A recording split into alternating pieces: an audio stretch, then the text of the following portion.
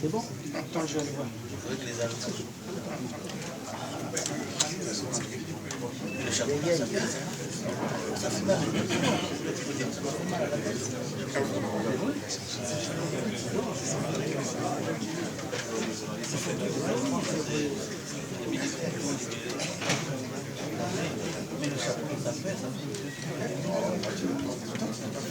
C'est bon?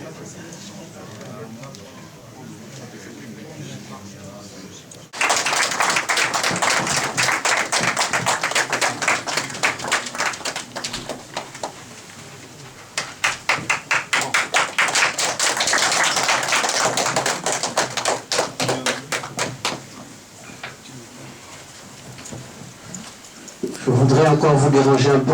Je vais vous demander de se mettre debout pour 1 minute. Nous allons faire une observation, célébrer la mémoire des morts pour la liberté de notre pays.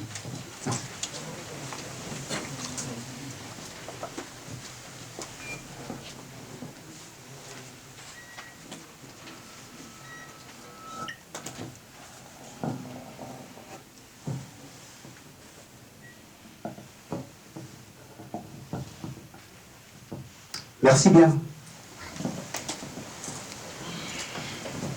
Nous allons donc prendre les noms. Votre nom, s'il vous plaît. Il faudrait noter.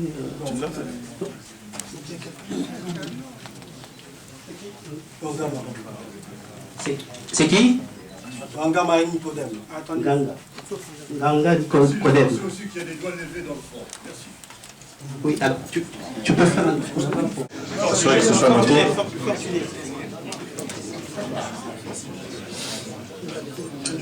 Mouaka. C'est le dernier, hein? Le dernier? Sébastien. C'est bon. Levez ma main en premier. On a dit non, sauf si par la suite le ministre pourra faire une petite faveur, on pourra encore débattre. On va commencer, on va finir cette liste. En premier lieu, c'est le premier doigt que c'est levé. On va commencer ça. Donc s'il y a des nominations de connivence, d'accord, c'est bon, c'est bon. mais oui, il faut être franc. On l'a écrit. D'accord. Non, ce n'est pas, je dis la vérité, c'est la vérité. La liste est close, hein. Là, que, en tout cas, le ministre, qu'il y ait des références afin de pouvoir faire en sorte que le Congo renoue avec ses traditions culturelles et renoue également avec cette fameuse démocratie et qui est, moi je dis, 2 fois calquée par rapport à la 5e République, calquée par rapport à l'Occident. Or le Congo reste une souche avec son royaume. Voyez-vous, quand vous voyez le Congo actuellement, vous avez un étranger que j'ai du respect pour lui, qui a découvert le Congo-Brazzaville, M. Savarin de Brazza. Donc vous arrivez à Brazzaville, vous voyez que lui. Or que vous avez le roi Makoko, vous avez nos Kani, nous avons nos fourrus. C'est terrible. Moi qui vous dis, moi je suis Congolais de père et mère. Parce que nous avons un Congolais qui est Congolais de par sa mère, dont je le respecte, du fait qu'il est Congolais de par sa mère, et il n'est pas Congolais de par son père, puisqu'il vient de l'Ouest. Son père vient de l'Ouest. Voilà. Le président de la République. Alors, son père n'est pas Congolais. Alors, donc, je vais terminer, monsieur le ministre. Vous avez un sourire, ça me fait également plaisir. Je vais terminer pour vous dire que, comme vous avez mis l'accent sur la Constitution, je fais partie du groupe initiateur contre la modification de la Constitution du 20 janvier 2002. Et dont Massiongo, Ebiou et tant d'autres, Madame Malali Koumba, qui doit peut-être être dans la salle, et les Miedoukou, donc ceux des assises, la coordination des assises nationales qui sont là avec vous. Voyez-vous, vous êtes entouré de M. Itoua Jean Sylvestre, qui également, avec les assises, il y est attaché. Donc je suis sûr qu'avec le ministre Jean-Luc Maleka, je pense qu'il y ait effectivement intérêt d'entente afin de pouvoir sceller une alliance que je qualifierais même déiste. Je vous remercie. Merci pour la profondeur de votre intervention. On donne la parole à Fortuné.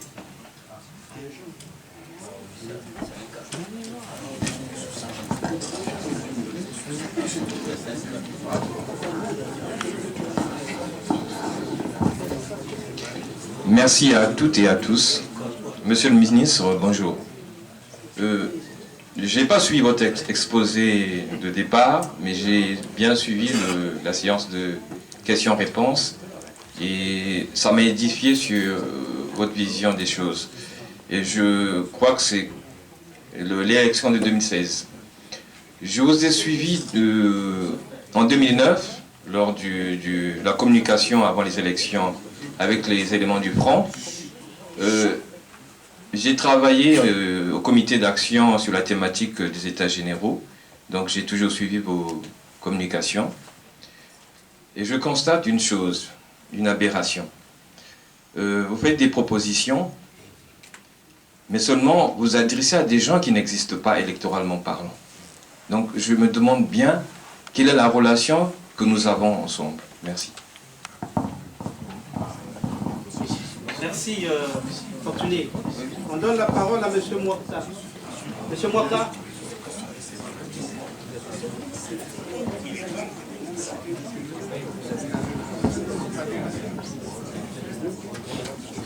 Merci.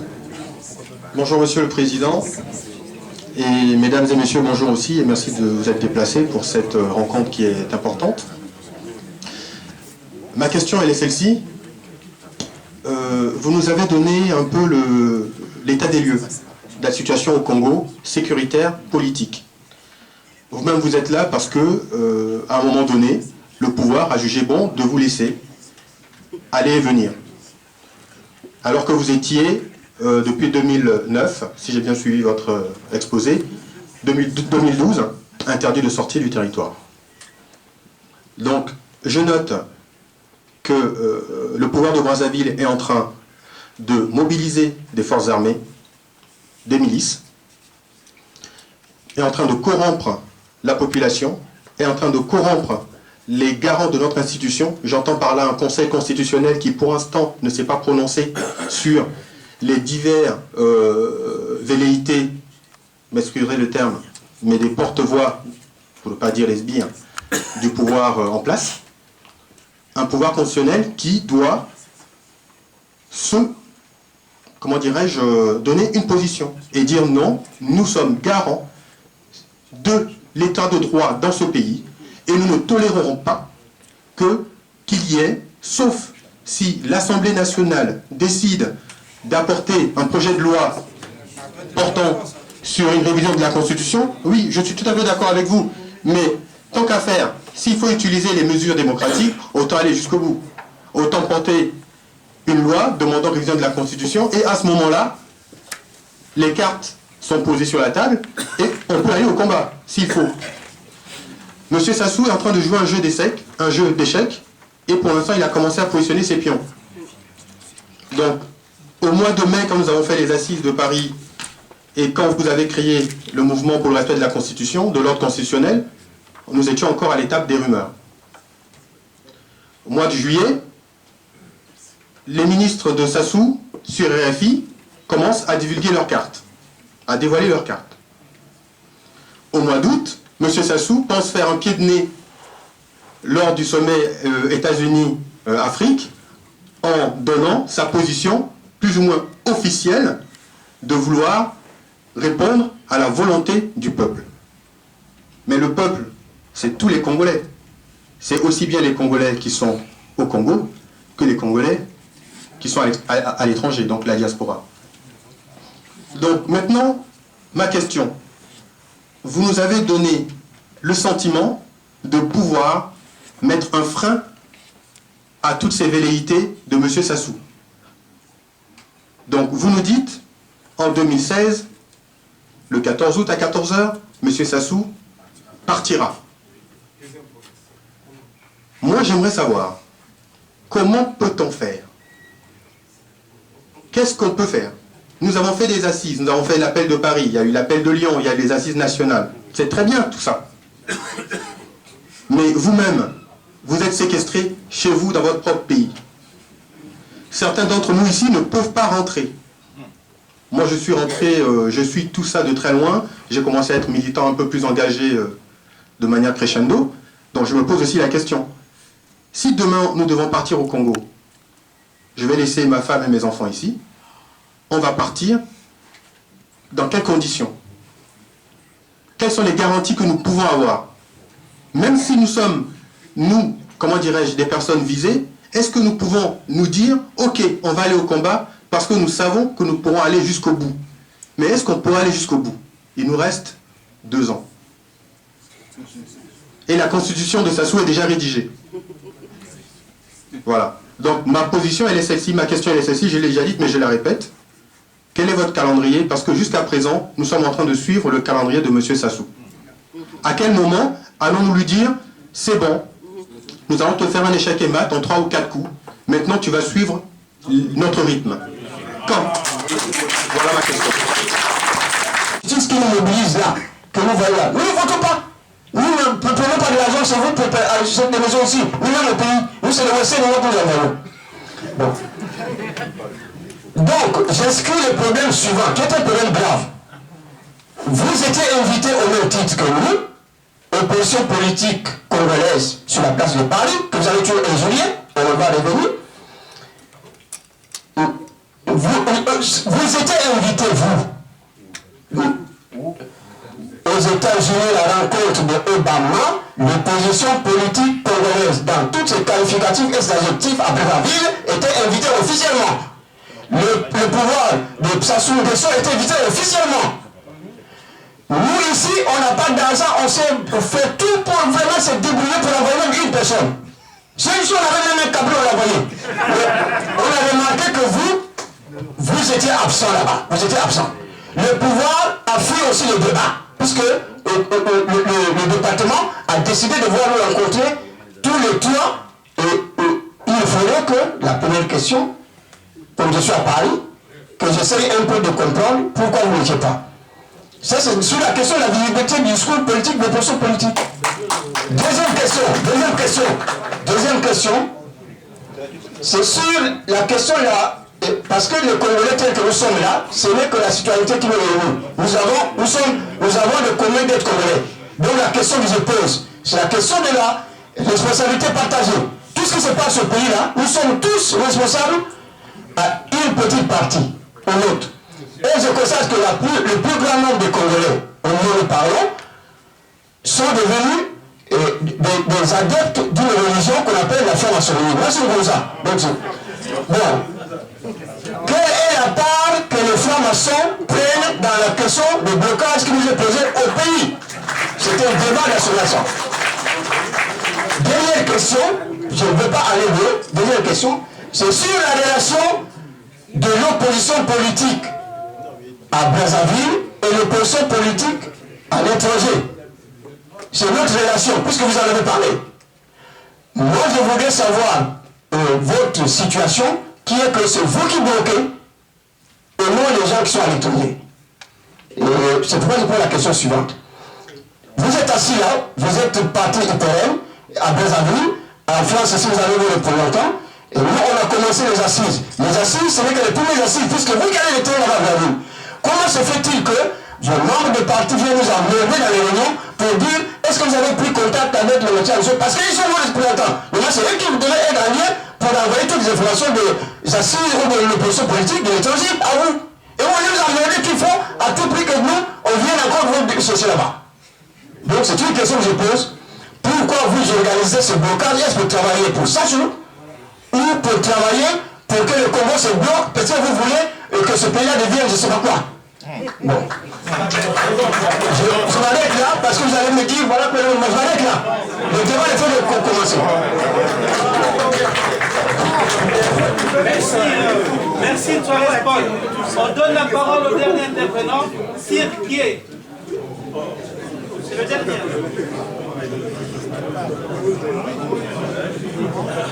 C'est le dernier intervenant. Bonjour à tout le monde. Je suis Sir Westorki, je suis acteur politique sur la place de Paris. Monsieur le ministre, monsieur le président, merci d'être là. C'est une opportunité, c'est pas toujours chaque fois qu'on a un des leaders de l'opposition ici je parle d'opposition réelle sur le terrain, qui rencontre la diaspora. Donc c'est une bonne opportunité que vous soyez là, que nous échangeons. Bon, je ne pose pas vraiment une question, moi j'apporte ma contribution.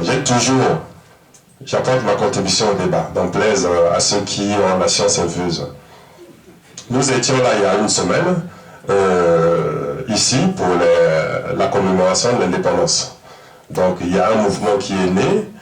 En politique, vous savez, je parle beaucoup plus, j'interpelle mes compatriotes.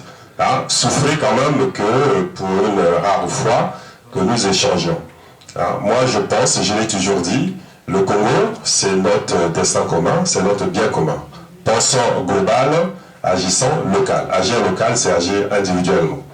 Donc au lieu de donner toujours faire les leçons de morale aux autres, je souhaiterais que chacun de nous soit responsable. Il y a une situation politique qui est claire au Congo, et en politique, on doit savoir où on y va. Soit on est à gauche, soit on est à droite. Donc aujourd'hui, le mouvement est là, il y a une situation, nous nous sommes déterminés sur 3-4 points. Non à la modification et au changement de la Constitution, non au recensement administratif social de 2013 qui du coup validerait une tricherie, non au 3e mandat. Donc je souhaite que mes compatriotes frères et sœurs de la diaspora, c'est une opportunité aujourd'hui, se déterminent et s'engagent dans ce combat. C'est un combat qui nous concerne tous.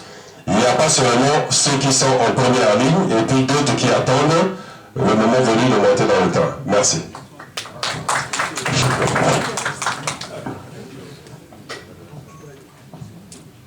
Merci. Merci, M. Cyr. Alors, lui va intervenir pour répondre à vos questions et il enchaînera éventuellement sa conclusion générale de cette conférence débat. Merci.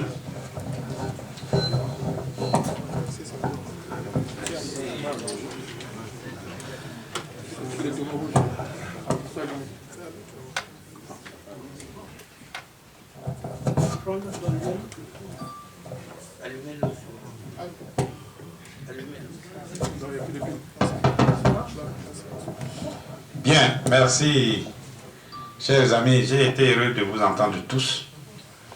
Mais il y a un problème. Pourquoi vous me demandez qu'est-ce que vous allez faire pour arrêter Sassou? Et vous dites, qu'est-ce que nous en France nous proposons pour qu'on arrête Sassou? C'est ça que je suis venu entendre. Il ne faut pas dire, bon, qu'est-ce que vous faites pour arrêter Sassou? Moi, je suis venu entendre ici, voilà nos propositions pour arrêter Sassou. Et quand je vais rentrer, je vais faire le compte en rendu, je vais dire, ah, mes amis, voilà nos amis en France proposent ça. Nous, notre solution est celle-là, qu'est-ce qu'on fait? Vous voyez, non? Ne venez pas nous dire, ça c'est l'enfantillage ça que nous avons connu dans nos temps ici. Qu'est-ce que vous faites pour arrêter Sassou? Non, il ne faut pas faire ça. Je vais revenir sur ça après, parce que l'affaire de 2009, il y a quelqu'un qui a posé la question, vous avez dit là-bas, il n'y aura pas d'élection pour Sassou. Mais il n'y en a pas eu. Je ne peux pas vous expliquer en détail. La politique, c'est ça. Je ne peux pas vous expliquer en détail ce qui s'est passé. Attendez. Mais regardez, ça, c'est pas fait la politique, ça. Nous sommes dans une assemblée. Vous ne savez pas qui est ici. Ah oui. Mais voilà, faites la politique. Je vous dis, en 2009, nous avons dit ici, si les conditions ne sont pas réunies, il n'y aura pas d'élection, ni pour nous, ni pour Denis Sassou Nguesso. C'est pas ça? Oui, c'est ça. Et c'est un mot qui a été donné lors des états généraux du Front de l'opposition congolaise. Et c'est lors du meeting de Makelekele que ce mot d'ordre devait être mis en application. Mais l'homme politique s'adapte. Lorsque les conditions de mise en œuvre d'un mode ne sont pas réunies, il change.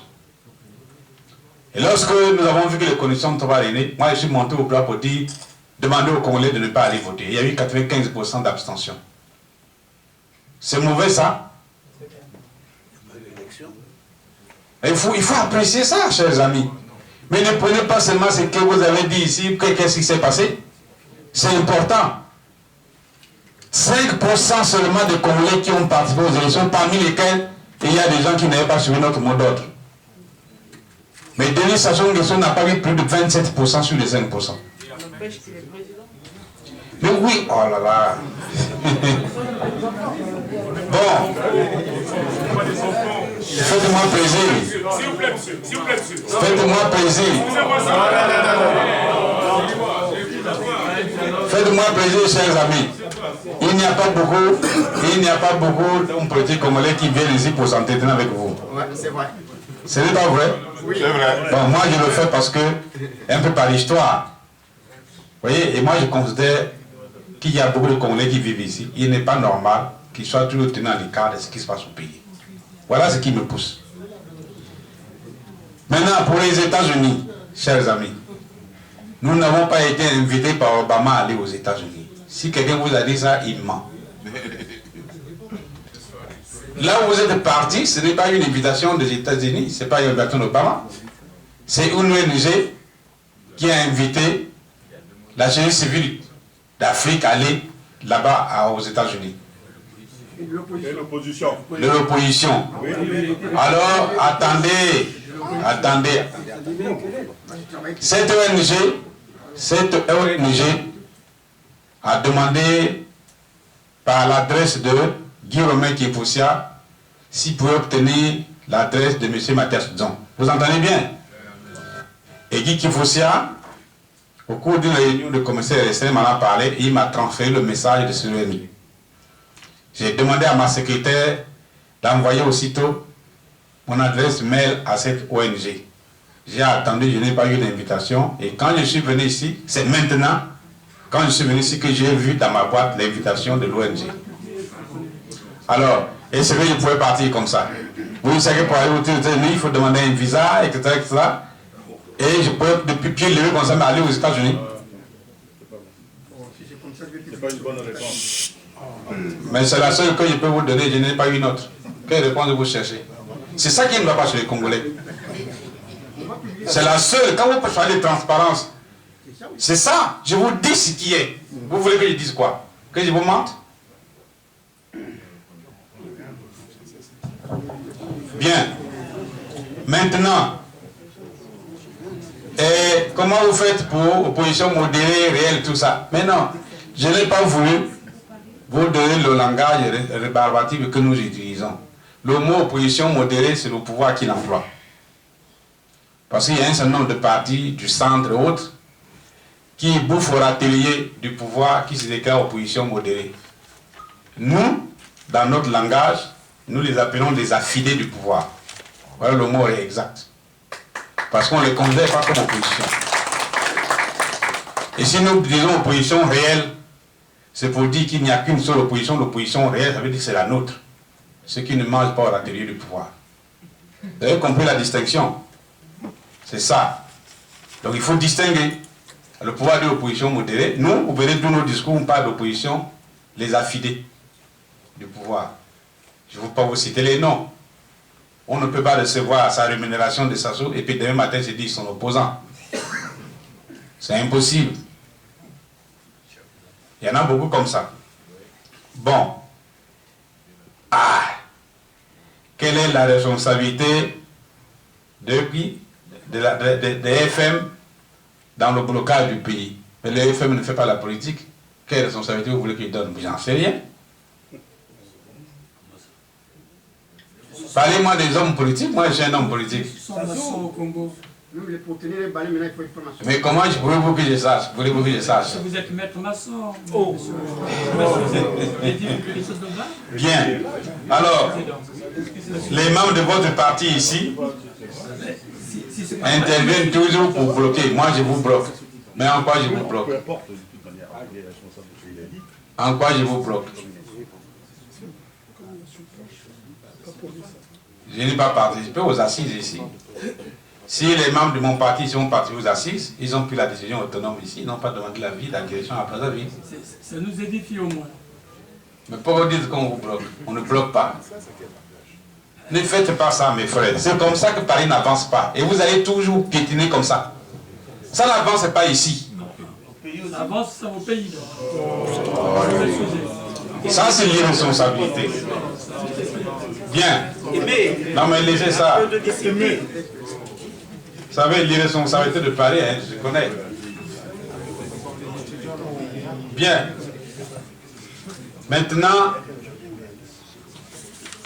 venons-en aux questions que vous avez posées, la deuxième liste.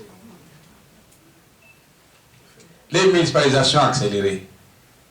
Non, regardez. J'ai dit que c'est mauvais. Je vous ai donné l'exemple d'un... Bon, le département, prenons la Cuvette Ouest. Le département de la Cuvette Ouest a moins de 20 000 habitants. Moins de 20 000 habitants. Je sais pas, c'est entre 12 000 et 16 000. Vous déversez en un an 350 milliards de francs CFA.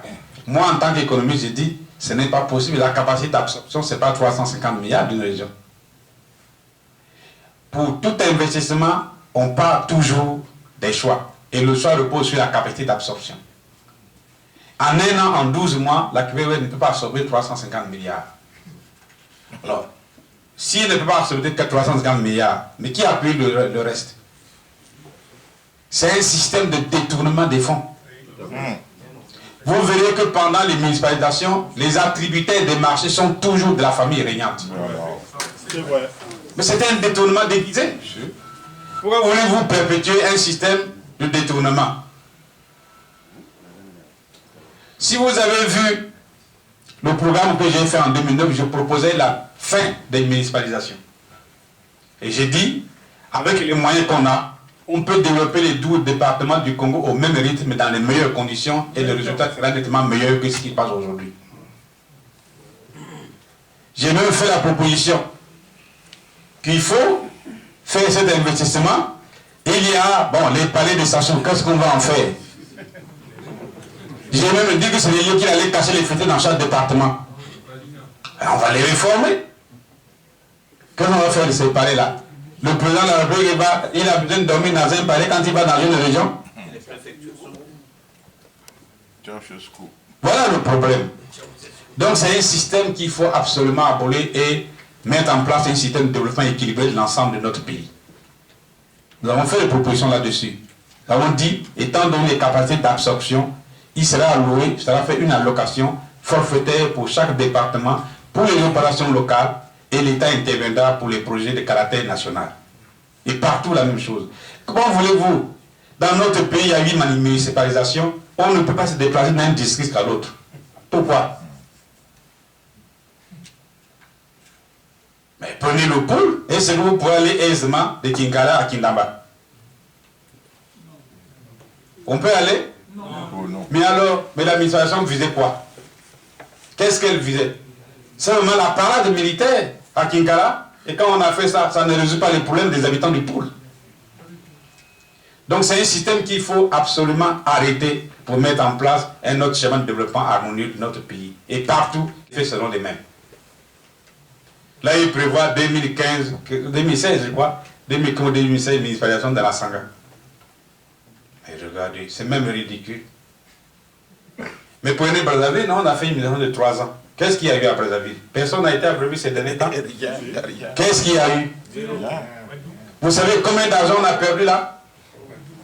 Certains d'entre vous sont partis certainement sur la Rumboshi. Vous voyez le petit pont de la Rumboshi là? Rien que pour le curé, on a dépensé 200 millions. Vous trouvez ça normal?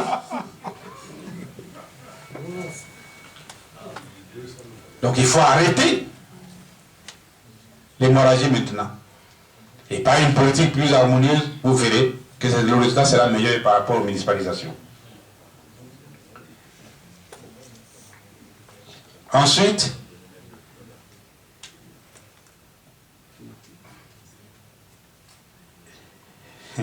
mais on ne peut pas parler de l'état de l'armée, mais l'armée, vous savez, bon, moi je vous dis comme profane, hein, moi je ne connais pas les problèmes militaires, mais je peux vous dire que depuis que ça soit eu sa milice de Tsambito, et la milice déguisée qu'on appelle la garde républicaine, là, l'armée a été abandonnée. Ces dernières années, toutes les armes, tout l'équipement que ça soit achète est destiné à la milice et aux mercenaires. L'armée n'a rien. Ce n'est pas une armée. On a une petite armée comme ça, combien? Il y a plus de 50 généraux qu'on nomme là-bas. Il n'y a rien, ce n'est pas une armée ça. L'armée a été abandonnée. Bon, il a acheté un peu pour la police qui est la chargée de la répression dans les rues. Dengue tue, il n'a pas comme il veut. Dans les rues de Brazzaville. Il a abandonné. Mais l'armée, c'est une armée à reconstruire. Vous avez vu quand le camp de Pila a pris feu, il y a eu des accusations bizarres. Voilà, on avait débloqué l'argent, il n'a pas financé la délocalisation, etc. etc. On est allé arrêter le, comment ça s'appelle, Ikonga. On a mis en prison parce qu'Ikonga n'avait pas donné les marchés pour délocaliser, etc., etc. On le met en prison, mais il est sorti sans autre forme de procès. Vous savez qu'il est sorti, non? Gracié par qui? Il n'y a qu'une décision de grâce. Mais il n'a pas gracié, il n'y a aucune décision qui a été prise. Mais un jour comme ça, il est parti chez lui. Mais bien sûr. Donc, il ne faut pas. Dans notre pays, ce n'est pas comme ça. Bien. Alors, notre ami Nyamba, je demande si je parle avec sincérité. Si ce n'est pas avec sincérité, je ne viendrai pas vous voir. Si je ne parlais pas avec mon cœur, je ne viendrai pas vous voir. Si même à vie personnelle, je pense que je me suffis, je ne viendrai pas vous voir. Donc ne dites pas ça. Vous comprenez? Ne dites pas ça, ça me fait mal et heureusement que ce n'est pas très politique. Mais je vais rendre compte aux autres qui ont le doute de notre sincérité. Vous voyez? Si vous doutez de la sincérité non politique, moi je pourrais dire la leçon en disant, bon écoutez, si doute de notre sincérité, on ne s'occupe plus d'eux. La leçon est vite tirée. Ne dites pas ça. C'est suite à votre frère qui était avec vous la dernière fois. C'est qui nous a fait. Non, quand il pleurait. Pas de réponse, général. Oui, mais ça aussi, même quand nous étions à Charenton, on ne peut pas tout vous expliquer. Je vais vous donner les conditions de la naissance de Charenton. C'est Guy Romain Kifoussia est ici à Paris. Il me téléphone, je suis à Brazza, il me dit, écoute Mathias, je voudrais entretenir quelques Congolais à la Cité de la Science. C'est la science de la musique. L'histoire de Mitterrand, là, vers la porte de la Chapelle. Bon, il m'appelle. Je lui dis, mais pourquoi tu fais ça? C'est petit là-bas. Il dit, ah, je n'ai pas les moyens. Il dit, bon, écoute, moi je viens à Paris. Quand je vais arriver, on va associer nos moyens, prenons une salle plus importante, on pourra rencontrer un plus grand nombre de Congolais. Voilà comment nous avons décidé, nous deux, cette histoire de Charenton. Bon, nos amis qui sont venus de Brazzaville se trouvaient ici à Paris, ils sont venus s'ajouter à nous. Est-ce que nous pouvions dire, non, ne venez pas avec nous? Nous n'avons pas eu le courage de le faire, je vous avoue, de dire que toi, tu n'es pas là, tu n'es pas là. Mais l'intervention qu'il a faite, ce n'est pas notre intervention. Nous n'avons pas prévu ça. Bon, les choses sont passées comme ça. Vous savez que c'est aussi un opposant modéré. Hein? Modéré encore plus. Donc vous comprenez tout maintenant. Hein? Alors, en 2016, si Sassou triche, qu'est-ce qui va se passer? Mais il faut d'abord qu'il soit candidat pour tricher. En 2016, Sassou ne sera pas candidat parce qu'il n'aura pas de troisième mandat. Alors, je vous demande, c'est vous et nous travaillons pour que Sassou n'ait pas de troisième mandat. Travaillons. Mettons ce que nous pouvons faire pour cela. Je vous ai expliqué tout à l'heure que j'ai envoyé le parti, mon parti a fait le tour du Congo. Le thème, c'est celui-là. Pas de troisième mandat pour Sassou, pas de modification de la constitution, dans tous les départements. Et avant que je ne vienne ici, nous avons décidé au niveau du collectif qu'il fallait faire une présentation à Pointe-Noire pour une rencontre citoyenne à Pointe-Noire. Nous avons demandé à Guy Kifoussia d'aller à Pointe-Noire avec nos amis de Pointe-Noire, organiser d'abord dans un premier temps une conférence de presse. Alors, dès qu'ils ont entendu, la police a amené ses PJ, ils ont encerclé la salle, pas de réunion ici. Le samedi de mon arrivée ici, oui, je suis arrivé le 26, non? Samedi 26. Ça s'est passé comme ça. Vous voyez? Donc, travaillons pour que cela ne soit plus possible. Bien.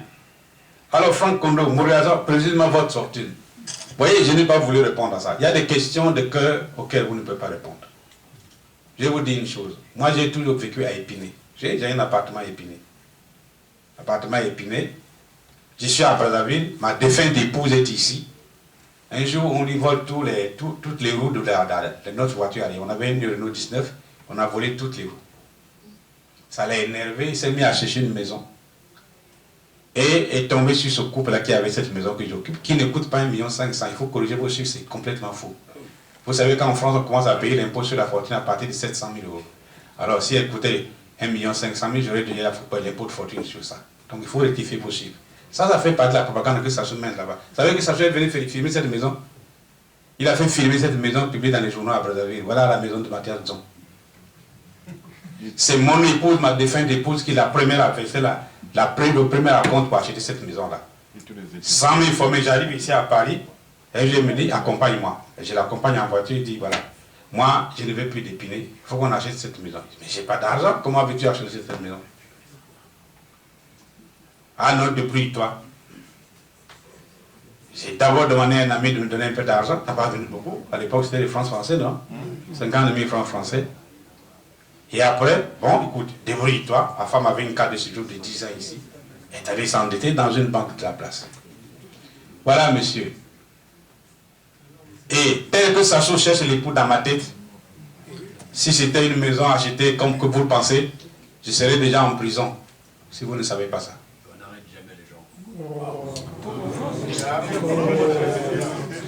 Bon, arrêtez-vous avec votre responsabilité. Je ne suis pas là pour répondre à des responsabilités. Bien.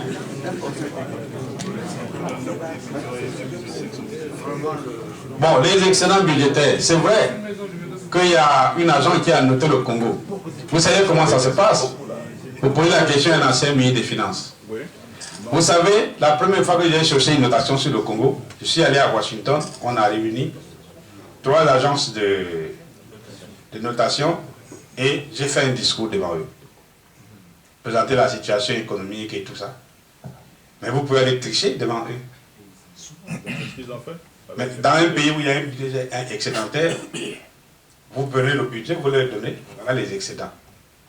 Ah oui, il n'y a pas de déficit budgétaire. C'est ça le mal des agences.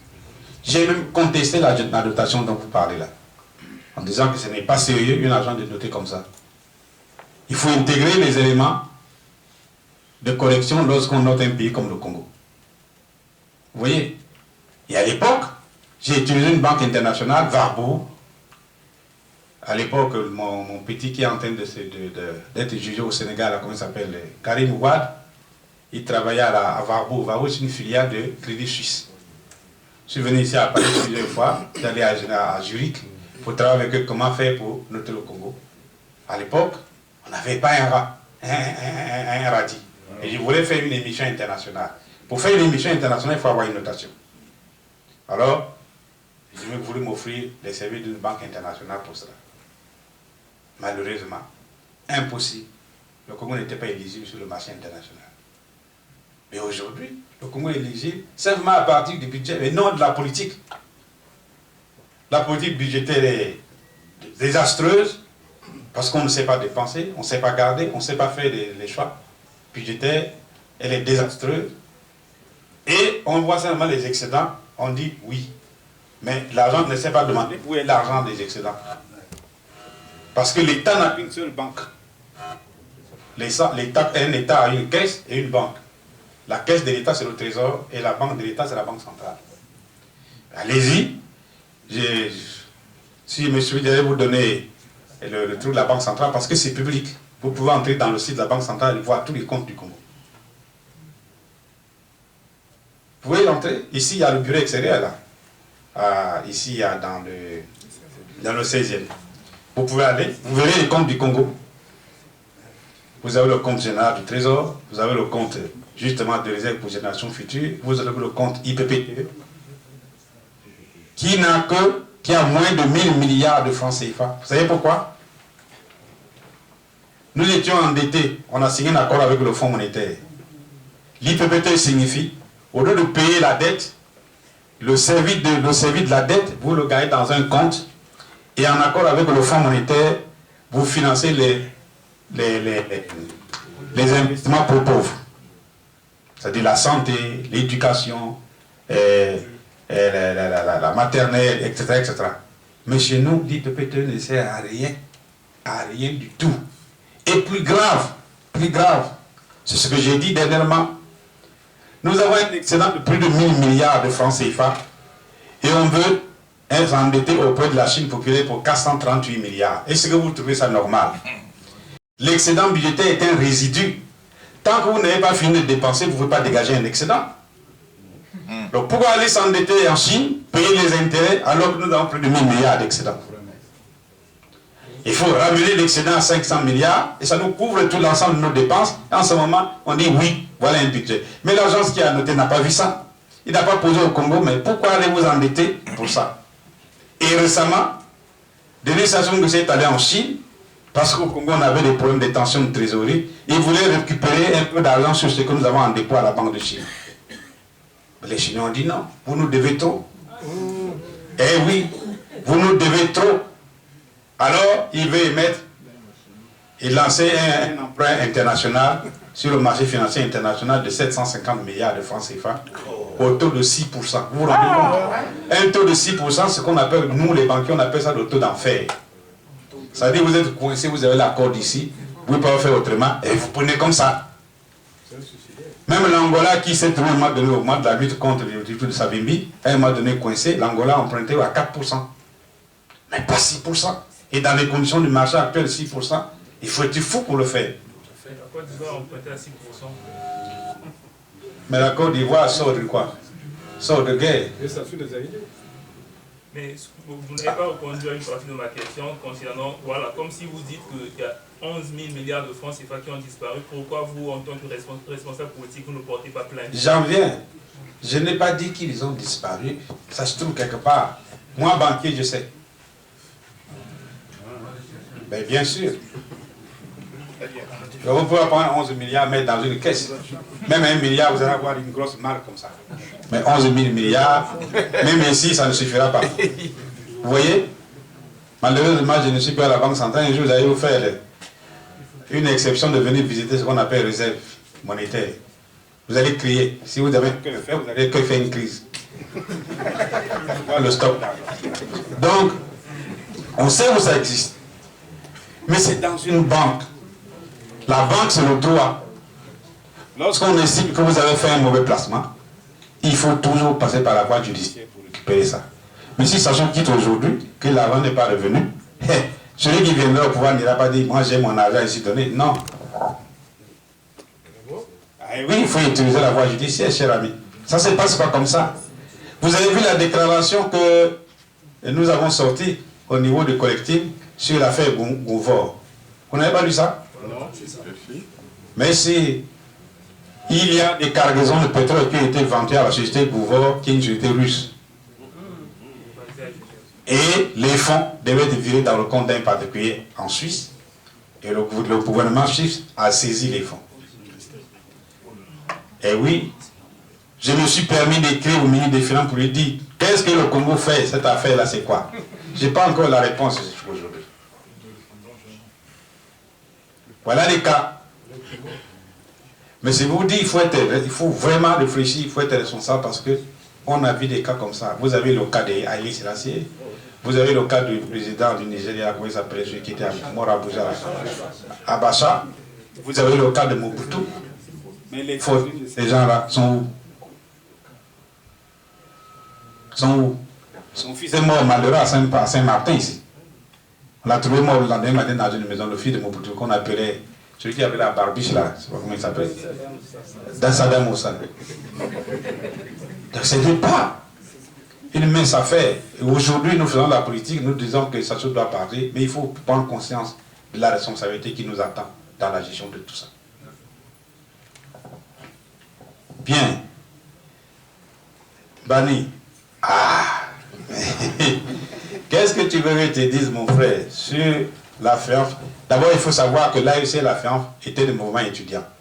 Donc, des organisations de masse. À l'intérieur, chacun a sa ligne politique. La seule chose qui nous intéressait, vous voyez, la ligne de l'AEC, c'était la défense des intérêts matériels et moraux de ses membres et le soutien, la défense de la lutte du peuple congolais pour son émancipation. Voilà la ligne de l'AEC. Nous nous battions sur ça, on sortait beaucoup de communiqués. On voit d'ailleurs de nous aimer, enfin il n'y a aucun président de nous aimer, parce qu'on les dénonçait. Mais quand vous avez quitté là, vous rentrez au Congo, vous n'êtes plus lié à l'AEC. C'est votre conscience seule qui joue. Votre conscience seule qui joue. Mais Alpha n'est pas le seul. Vous citez Gbagbo, non? Il était à la fin. Ibeka, l'actuel président du Mali. Eh bien sûr, Ibeka, qui était là. Mais c'est chacun, sa conscience dit, nous avons défendu telle ligne. Alors quelle est ma position d'aujourd'hui? Je suis toujours du côté du peuple, parce que nous nous disions, on était toujours du côté du peuple. Je suis toujours du côté du peuple. Et on a pris de gros risques. Le jour où moi je suis allé au Sahara occidental, vice-président des affaires panafricaines de la FEANF, je vous assure que quand on revient de là, la sueur coule encore pour savoir pourquoi je suis sorti vivant. J'y été au Sahara occidental ici, en mission de la FEANF. Lorsque je suis allé rencontrer Yasser Arafat à Alger, et on m'a demandé de faire un tour au Sahara occidental pour voir les comment qui lutte là-bas, comment ça se passe. Mais personne n'a l'obligation d'aller appliquer ce qu'il a appris à l'AEC au pays. Mais chacun a sa conscience. Voilà, c'est comme nous faisons ici. Aujourd'hui, tout le monde est ici, pas de troisième mandat de Sassou, pas de changement de constitution, etc., etc. Mais demain, quand nous serons au pays, et c'est sûr que vous serez tous sur la même ligne, pas du tout. Il faut s'en convaincre. Bon, pourquoi parlez-vous d'opposition modérée? J'en ai pas tout fait. Pourquoi parlez-vous d'opposition modérée? J'ai répondu à ça. Il n'y a qu'une seule opposition, mais c'est lié au truc fait. Alors, vous arrivez à la tête du pays, c'est votre projet, on doit faire appel à tout le monde. Mais, quand un président est élu. Voilà comment ça se passe dans la pratique. Le président est élu, il peut être élu soit par le fait de son seul parti, il peut être élu soit par le fait de la coalition politique. Il est président de la coalition politique. S'il est élu par le seul parti, ben, il applique le programme de son parti. S'il est élu par une coalition politique, il applique le programme de la coalition politique. C'est comme ça que ça se passe dans la réalité. Et même pour ça, quand vous allez nommer les gens, le gouvernement, parce que lui, le président définit, mais le premier ministre va être sur le gouvernement, il va appliquer la politique. C'est comme ça qu'on élabore. Parce que lui, il estime que j'ai été élu sur un projet et je dois l'appliquer. Donc le problème du projet est d'appeler tout le monde et tout ça, mais c'est ça la question. Bien.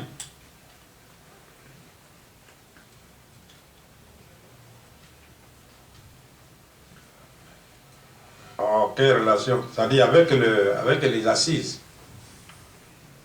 Je ne sais pas pourquoi vous me posez toute la question sur les assises. Moi, nous, au Congo, nous avons appris qu'il y a eu des assises à Paris. Les Congolais se sont retrouvés. Moi, personnellement, j'étais content parce que je souffre toujours de voir la diaspora dispersée.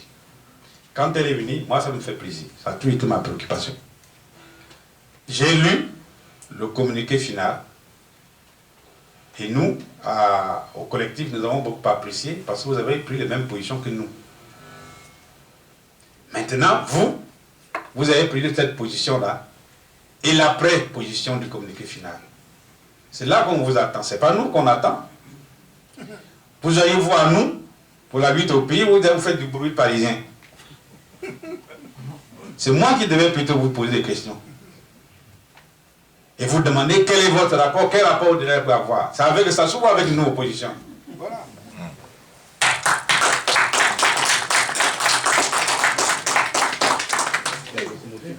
Donc la balle est dans votre camp. Nous attendons. C'est dommage que je n'ai pas pu avoir cette rencontre avec la coordination des assises. Je pense qu'on aurait été un peu plus loin dans l'appréciation, dans les éléments de discussion. Vous voyez, c'est très important. C'est très important. Il y a pas mal de cas, il y a pas mal de cas. Ça m'envoie en fait. Toi, tu es là. Bien. Marca, je crois que j'ai répondu à la question. Hein, Marca, aussi, ça ne pas pour faire partie, c'est nous qui devons faire partie, ça joue tous. Mais nous ne sommes pas des putschistes. Ne me posez pas des questions qui regardent le putschisme. Nous ne sommes pas des putschistes. Nous, notre seule arme entre nous-mêmes, c'est la mobilisation de notre peuple. L'intifada cette fois-ci. L'intifada. Bon, vous voyez, nous n'avons notre arme, c'est ça. C'est mobiliser le peuple et le peuple dira non à ça. Je vous avoue qu'il tiendra compte de ça. Et nous sommes ceux qui ne cherchera pas à affronter le peuple mobilisé. Et comme l'a dit toujours un grand homme, un peuple debout est invincible. Un peuple debout est invincible. Donc ne vous en faites pas. Hein? Soyez debout, nous allons nous mettre debout. Le message que j'amène, c'est que vous nous demandez de mieux nous mobiliser, de mobiliser le peuple. Mais vous aussi, il y a un peuple congolais ici. Mobilisez le peuple congolais de France, hein? Et soyez en rapport avec nous, et la lutte trouvera son chemin.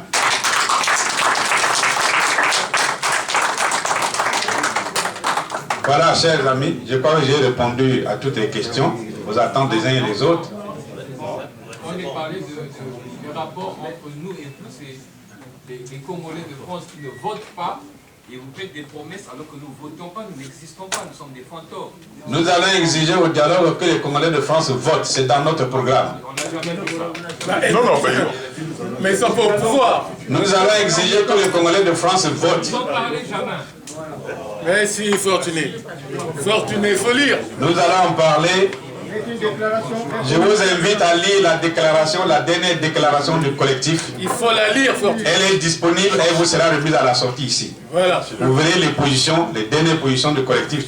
Monsieur le ministre, j'ai eu une... Non, c'est fini là, c'est fini. Parce qu'il est mieux placé, le ministre, pour nous faire une distinction entre les trois agences de notation. Parce qu'il y a d'abord fiche et Moody's. Fiche note les collectivités locales. S'il vous plaît. Bon, merci, chers amis. J'ai écouté tout ce que vous avez dit. Je vous promets que vous serez le fidèle traducteur auprès des camarades qui sont à Brazzaville. Hein? Je parlerai de cette rencontre, de tout l'ensemble de vos préoccupations, mais j'ai été ravi.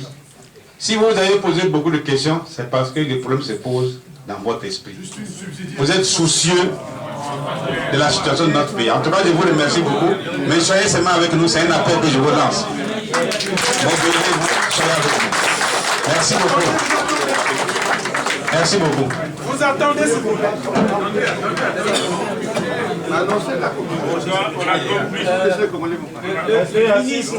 Le ministre va quitter la salle. Cependant, il nous a fait la gentillesse de nous offrir un pot de l'amitié, de l'unité nationale et de la fraternité républicaine. Donc, on va continuer ce débat avec vous. Merci beaucoup. Est-ce que ça serait maladroit d'entonner l'hymne national avant de sortir? Non, c'est une conférence, c'est pas un meeting.